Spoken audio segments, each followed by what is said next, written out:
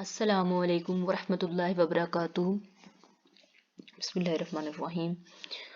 जी, तो आज हम स्टार्ट करने वाले हैं जी अपना एडवांस इलेक्ट्रोडायनेमिक्स। तो सबसे पहले जी आप लोगों को मेरे चैनल पे बहुत बहुत वेलकम। और एक छोटी सी तो आप लोगों से दरख्वास्त है कि आप लोग जो है इस चैनल को थोड़ा सा टाइम निकाल के इसको लाइक कर दें, शेयर कर दें और सब्सक्राइब तो मस्त करें, ठीक है।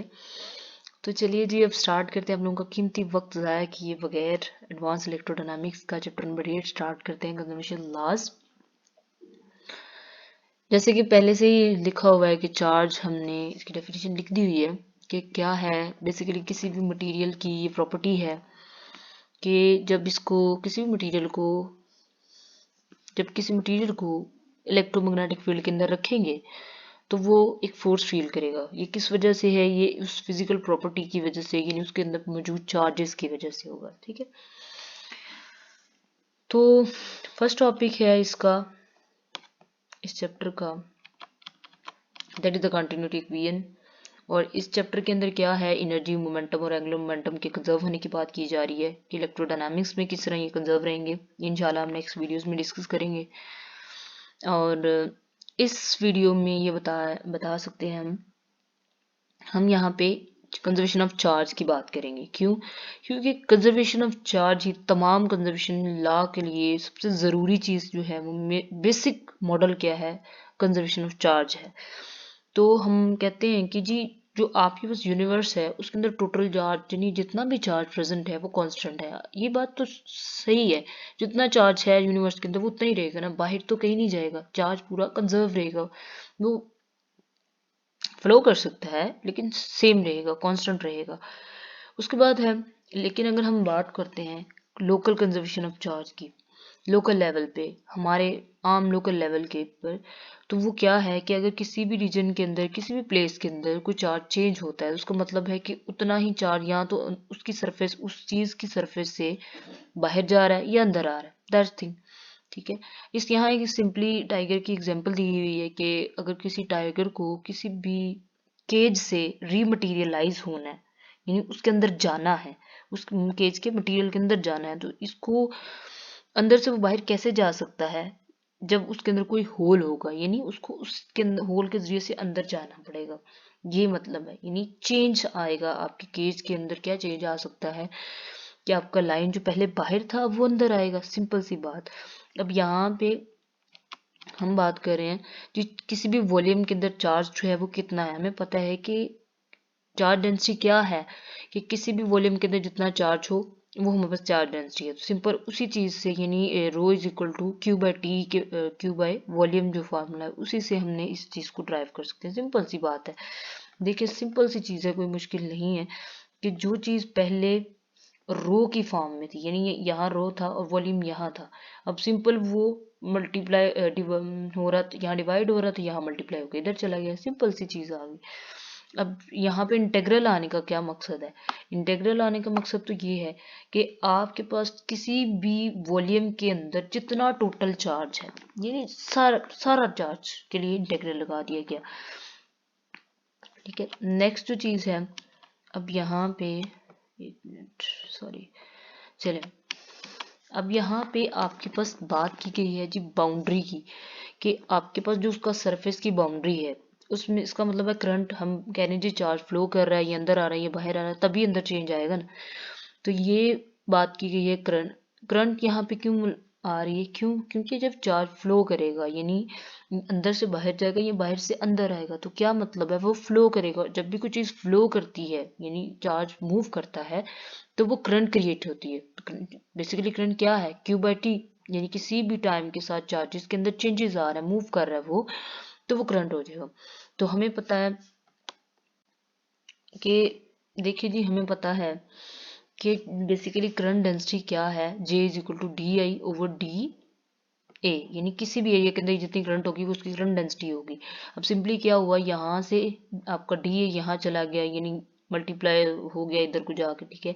यहाँ पे दोनों साइड पे हमने इंटेग्रल अप्लाई कर लिया, हमें पता है डेरिवेटिव इंटेग्रल जब हो तो वो आपस में कैंसिलेशन करते हैं, तो सिंपल क्या आई रह गया और ये चीज आ गई। यानी यहाँ सरफेस की बात की जा रही है, इंटेग्रल हमने सरफेस का लिया है। क्यों?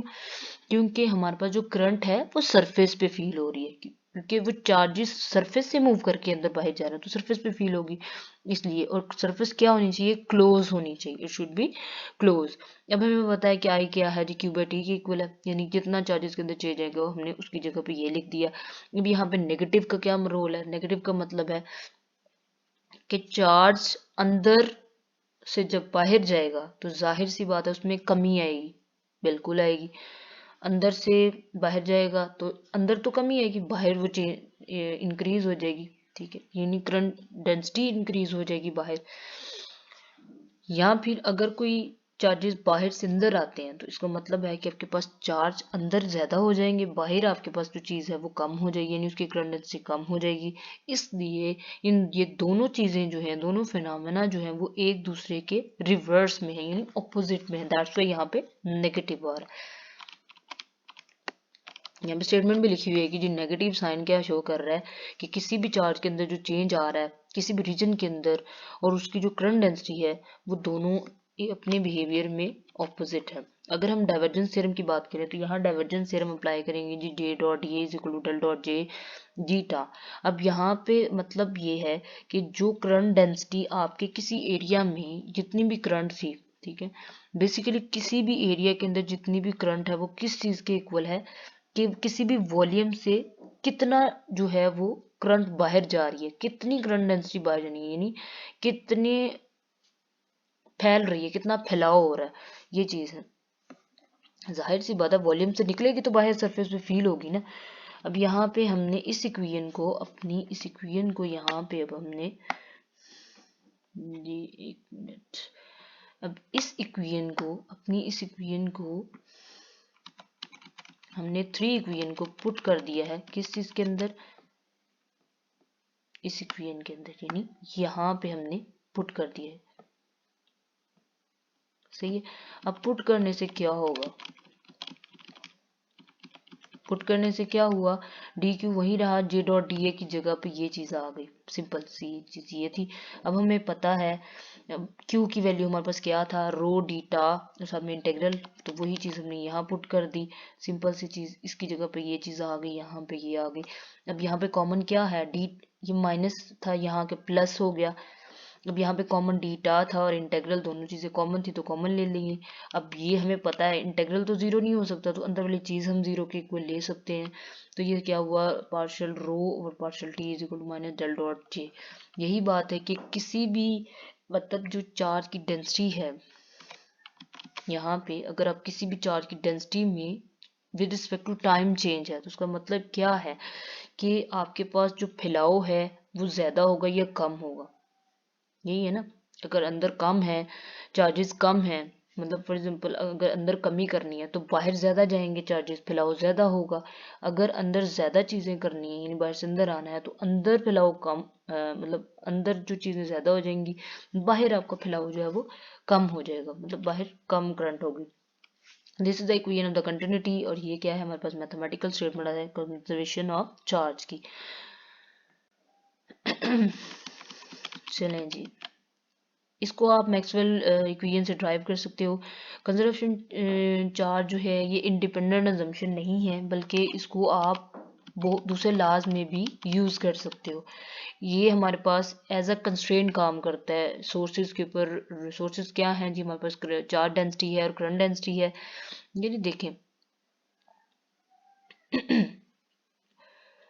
अगर हम बात करते हैं कि हम चार्ज और डेंसिटी को इस तरह से यूटिलाइज करते हैं कि आपका चार्ज कंजर्व रहना चाहिए, यानी चार्ज डेंसिटी और करंट डेंसिटी को इस तरह से भी आगे से यूज करना है कि ये चीज नहीं खत्म होनी चाहिए कि कंजर्वेशन ऑफ चार्ज कहीं पे मतलब उसको खराब नहीं होना चाहिए, उसको हमेशा इस चीज को फॉलो करना चाहिए। That can not be just any old function, they have to respect the conservation of the charge.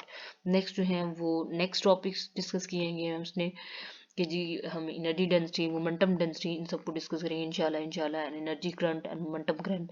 तो ये नेक्स्ट टॉपिक्स हैं, वो इंशाल्लाह हम इस चीज़ को ज़रूर क्लियर करेंगे।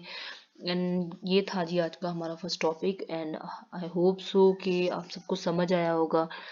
अगर आप लोगों को समझ नहीं आती कोई चीज़ तो सिंपल सा एक हल है इसका, कमेंट बॉक्स खोलें, उसके अंदर अपना क्वेश्चन टाइप करें एंड इंशाल्लाह आप लोगों को फौरी इस चीज़ का जो है वो सोल्यूशन अगर पता हुआ हमें तो हम ज़रूर प्रोवाइड करेंगे इंशाल्लाह। और wish you good luck, best of luck and thank you. अल्लाह हाफिज़।